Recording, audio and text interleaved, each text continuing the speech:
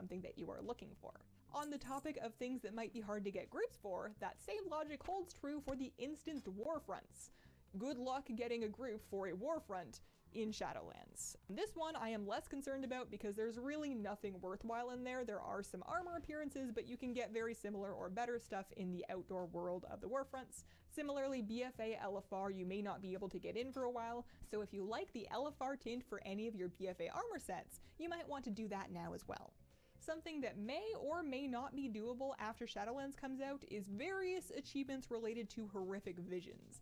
We still don't know the fate of these in Shadowlands yet. If I had to guess, and this is a guess, I would say that you're still going to be able to farm horrific visions for things like the Male Muncher mount and the Void Scarred pet, but I betcha the feat of strength rewards for the 5 mask full clears are going to go away. We don't know that for sure yet, so maybe not.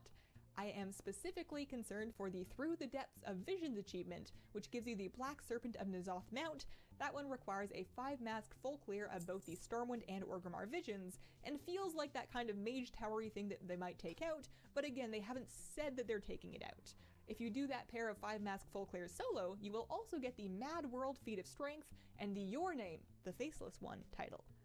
A couple other things that will be easier if you do them now. Start any Death Knight or Demon Hunter characters that you want to have now. Currently, a Death Knight will start at level 55 and a Demon Hunter at 98.